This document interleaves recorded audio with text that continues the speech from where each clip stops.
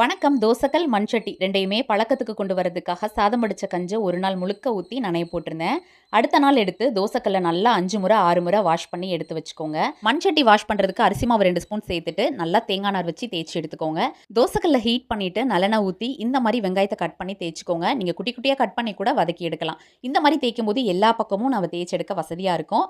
பிறவென்ன தோசைக்கல்லில் தோசையை ஊற்றி பாத்திர வேண்டியதான். நல்லா மொறு மொறுன்னு சூப்பராக தோசையும் வந்துருச்சுங்க.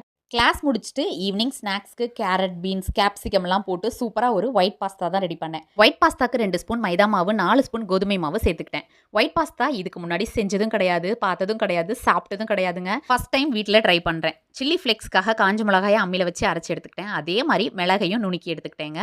இதில் முக்கியமாக ஒரு பொருள் சேர்க்கணும் அப்படின்னு சொல்லி ஒரு வாரத்துக்கு முன்னாடியே ரெடி பண்ணி வச்சிட்டேன். ஒரேகனம் அப்படின்னு சொல்கிற கற்பூரவள்ளி இலையை தான் இந்த மாதிரி ட்ரை பண்ணி எடுத்து வச்சிருந்தேன். ஒயிட் பாஸ்தா பார்க்குறதுக்கு கலர்ஃபுல்லாக டேஸ்ட்டும் நல்லா தான் இருந்ததுங்க.